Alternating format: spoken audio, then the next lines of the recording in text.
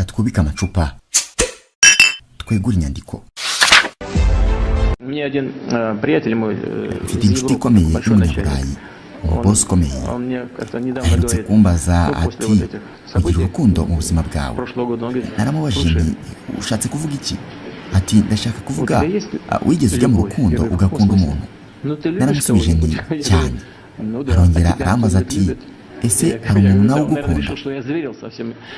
Naramusubije nti cyane rwose. Ubanza hari atekereza ko ndi igisimba. Yahise avuga ati Mana ushimwe, hanyuma asoma ku karahure ka vodka.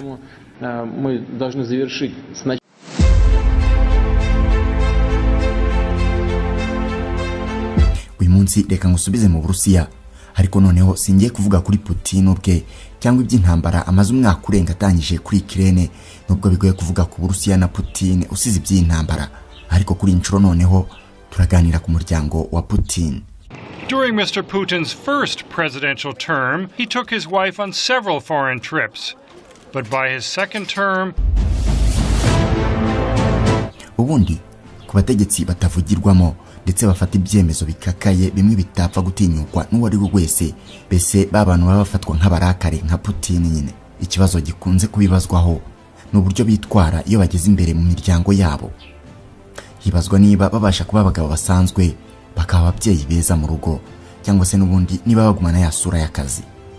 Hari n'abajya kure bakibaza niba koko bagumana bwa budahangarwa baba bafite mu kazi, cyangwa se ahubwo niba mu rugo babinganzwa cyangwa bagaca bugufi, umugore akabaha amategeko, kuko ibyo nabyo hari ingero zaho byashobotse. Aha wakibaza uti Vladimir Putin we kuri iyo ngingo byifashe bite? Putin nk'abandi bose afite umuryango, umugore n'abana. Umugore wisezerana amategeko azi neza washakanye na Vladimir Putin yitwa Ludmila Alexandrovna Ochertinaya. Gusa tuvugana imyaka 10 yihiritse aba bombi batandukanye nk'umugore n'umugabo. Mu nyandiko nyinshi nasomye negura ikiganiro usanga bamwita Ludmila Putina, izina yitwaga kibana na Putin. Mu myaka 10 ishize, no kuvuga muri 2013, Putin n'umugore we bagiye imbere y'itangazamakuru barihaniriza ko bemeye gutandukana ku neza. Yego n'ukuri, ibikorwa byanjye byose, akazi kanjye kose gafite aho gahuriye cyane no kugaragara mu ruhame. Abantu bamwe barabikunda, abandi ntibabikunda. Gusa hari abantu rwose batifuza kubibamo na gato. Ludmila Alexandrovna yarari mu nshingano imyaka 8 cyangwa 9 ishize. Rero no mwanzuro twumvikanyeho. Aha bari bashyize ukuri ahabona kubihuha byari bimaze iminsi bihwihwiswa kaba bombi batakibana. Gusa yabaye impamvu yo gutandukana kwabo. Ikintu bapfuye kiratangaje cyane, nucyumva uraza kumirwa. Nukomeza gukurikira ikiganiro uramenya iyo mpamvu, ko ndaza kuyigarukaho mu minota iri imbere. Ariko se uretse ibinkubwiye, uyu mugore wahoze ari wa Putin ni muntu ki? Ni iki cyakomye rutenderi kigatuma bari bamaranye imyaka isaga 30 bahitamo kwaka gatanya? Ubundi si ubusanzwe Putin yitwara ate mu rugo no mu rukundo, cyane ko aherutse kwemera ko hari ikindi kizongerezi bamaranye igihe mu munyenga w'urukundo nyuma yo kubura umugore we wamubyariye abakobwa babiri. Ibyo byose urabyumvira muri iki kiganiro. Wageze kuri Rwanda Today, aho ibidasobanutse bisobanurirwa. Nitwa Oscar. Dushime ngo hayikaze.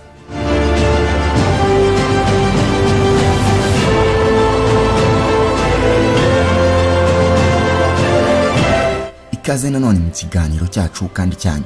Madame Ludmila nubwo yatandukanye na Perezida Putin, ariko ibibahuza byo ishobora kutazigera na rimwe bivaho, kuko nk'ubwo ubwo Uburusiya bwatangizaga intambara kuri Ukraine, uyu mugore ari mu bafatiwe ibihano n'ibihugu bitandukanye byo mu burengerazuba bw'isi, naho Ubwongereza tariki ya 15 z'ukwa gatanu 2022 bwamufatiye ibihano birimo gufatira imitungo ye ndetse no kubatemerewe gukandagira mu Bwongereza. Leta y'Ubwongereza yatangaje ko ibihano byafatiwe Madame Ludmila ko ngo hari inyunga kibona ziturutse muri business z'ubutegetsi bw'ahoze ari umugabo we. Gusa ibintu Ludmila Putina ntabikunda na gato, kuko rwose mu buzima bwe bwose guhuzwa n'ubutegetsi bw'Uburusiya ni ikintu abadashaka no kumva na gato, ku buryo abakurikiranira hafi ubuzima bwe busanzwe burimo ibanga rikomeye bavuga ko umubano we na Putin watangiye kwangirika cyane ubwo uyu mugabo yatangiraga kuzamuka cyane agana ku gasongero k'ubutegetsi bw'Uburusiya. Ariko so bundi uyu mugore ni muntu ki? Yahuye ate na Putin kugera ubwo bemeranije kubana akamubyarira? Vladimir Putin yavutse mu 1959 akaba afite imyaka 64 y'amavuko uyu munsi. Yahuye na Vladimir Putin mu myaka ya za 80 mu mujyi wa Leningrad ubwo uyu mugore yigaga muri kaminuza ya Leningrad State University ubu iherereye mu mujyi wa St Petersburg wahoze nyine witwa Leningrad. Uyu mugore yahigaga ibijyanye n'indimi naho Vladimir Putin akaba yarahize ibijyanye n'amategeko mu myaka za 70 kuko Putin yashoje mu 1975. Aba bombi bahuriye mu rugo rw'inshuti yabo mu birori yari yabatumiyemo baraganira ahuza urugwiro, urukundo ruhera aho ngaho kugeza bemeranije kubana mu bukwe bwabo bwabaye ku itariki 28 z'ukwa karindwi mu 1983. Aba bombi babanye imyaka 30 kugeza ubwo batandukanaga muri 2013.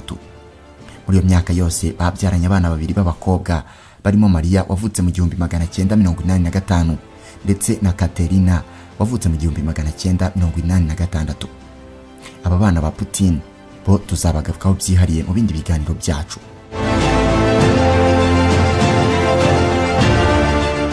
Vladimir Putin wavukiye mu gace ka Kaliningrad. Ubundi mbere yuko ahura na Vladimir Vladimirovich Putin yahoze ari mu bakobwa bafasha abagenzi mu ndege aho bita flight attendant. Aba ubasanga mu ndege bashinzwe kugenda babagenzi service bakeneye. Yakoraga mu ishami rya societe yatwaraga abagenzi mu ndege yo muri Kaliningrad. Uyu mugore amaze gushakana na Putin yasanze ari umutasi mu kigo cy'ubutasi cy'Abarusiya b'Abasoviete KGB ku buryo aho yabaye hose uyu mugore yamukurikiye kuko nk'ubwo umwana wabo wa kabiri Katerina yavukiye mu Budage bw'Uburasirazuba aho Putin yari yaroherejwe gukorera mu myaka ya nyimihera y'intambara y'ubutita. Gusa icyo gihe ubwo Putin yari umutasi, Vladimir yatangiye kubihirwa cyane n'urugo kuko ako kazi Putin yakoraga ko gutata katumaga atabonera umuryango umwanya ndetse ngo yahoraga muca inyuma kenshi bijyanye n'akazi yakoraga. Gusa mu myaka za 90 ubumwe bw'Abasoviete bumaze gusenyuka, Putin yasohotse mu by'ubutasi maze we n'umuryango we bajya kwiturira muri St Petersburg. Aha amahoro yarongeye arahinda mu rugo kuko icyo gihe Putin yari umugabo usanzwe udafite na kimwe kimuhugije ndetse n'acyo gihe yatangira urugendo rwe rwo kwinjira muri politike. Vladimir Putin we kuva mu 1990 kugeza mu 1994 yari umwarimu wigisha ururimi rw'Ikidage muri kaminuza ya Leningrad aho yize n'ubundi. Ubuzima bwiza bwo kubana n'umugabo we bishimye bajya mu biruhuko bitandukanye imihanda yose y'isi mu bihugu by'ubwiza n'ubukerarugendo ndetse n'imijyi ikomeye nka Davos mu Busuwisi n'ahandi hatandukanye bwarangiranye n'umwaka w'1998 ubwo uyu Putin yagirwaga umuyobozi w'ikigo cy'ubutasi cy'Uburusiya FSB. Mu myaka ibiri yakurikiyeho mu kuvuga mu 2000 Putin yahindutse umugabo w'ububasha buhambaye ubwo yabaga perezida w'Uburusiya asimbuye Boris Yeltsin wari umaze kwegura. Iruhande rwe Vladimir Putin yahise ahinduka umugore wa perezida, First Lady. Nubwo Putin yari yishimye, Vladimir we ntabwo yabikunze na gato rwose kuko yabonaga ko izo nshingano zo kugira umugabo we perezida zari zigiye kumutwara umwanya muhaga nkuko byari bimeze mu myaka za 80 ubwo yari umutasi w'Abasoviete. Vladimir yishimiye ko umugore wa perezida we yashaka kubaho ubuzima bwe busanzwe rwose mu buryo bwihariye. Ibi byatumye umugore agaragara gake cyane mu rubuga rwa politike y'Abarusiya ndetse mu myaka 13 kuva muri 2000 kugeza muri 2013 ubwo umugabo we yari perezida ndetse na minisitiri w'intebe w'Uburusiya. Vladimir yigeze yumvikana nk'umwitangazamakuru ashyigikira politike z'umugabo we. Ibyo ngo ntibyari ibintu bye rwose, yabaga yicecekeye.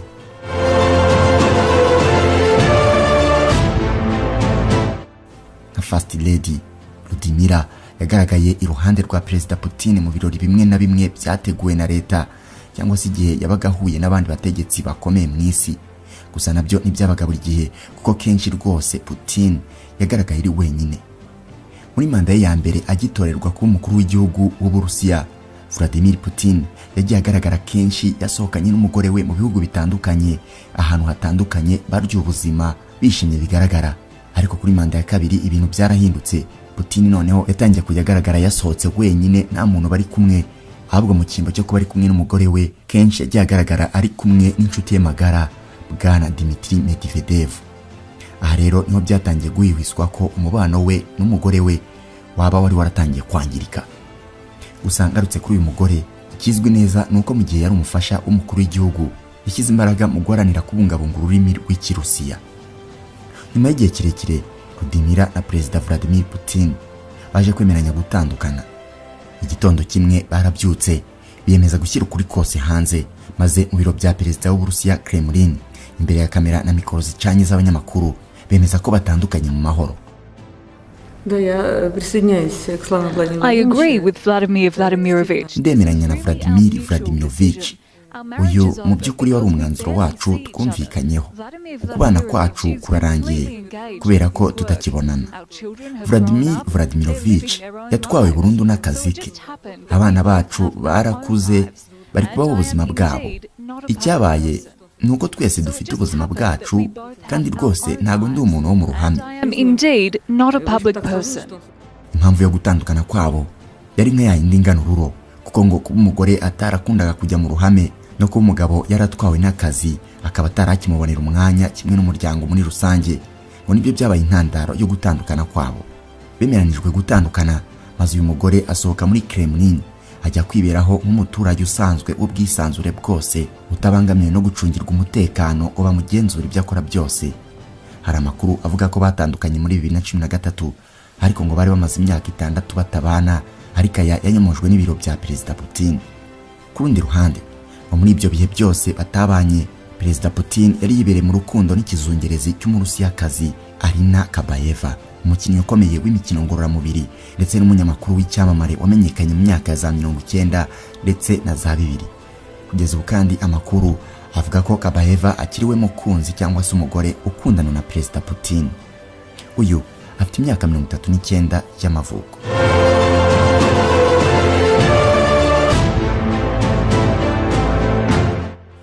Nyuma yo gutandukana, Rudimira Putina yaba mu miliyoni menshi y'amadolari, ku buryo uretse kubona ubuzima bwo kwishyira ukizana yashakaga, uyu mugore yanahindutse umuherwe.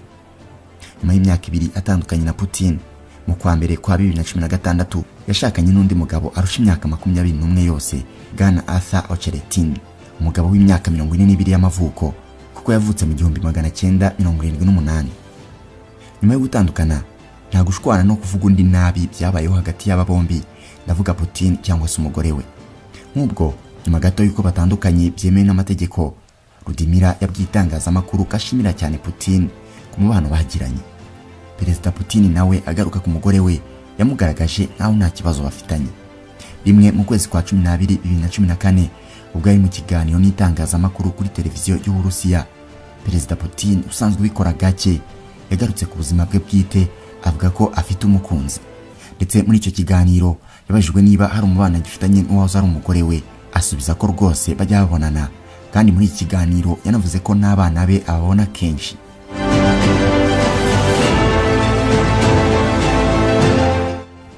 Uyu mugore wahoze ari wa Perezida Putin yamusibye mu bitekerezo bye, ku buryo n'izina rye yarikuyeho, ubu akaba afite ry'umugabo we mushya Ateye. Ubu asigaye yitwa Rudimira Alexandrovna Ocheretinaya, rituruka nyine ku mugabo we Ocheretini. Babana ubu ngubu. Putin we yahindutse amateka, gusa uko byagenda kose ibisigisigi by'imyaka 30 bamaranye ntibura kumukurikirana, kuko nk'ubu yafatiwe ibihano, aho benshi batabura kugaragaza ko ibyo biterwa gusa nuko yigeze kuba umugore wa Perezida Putin.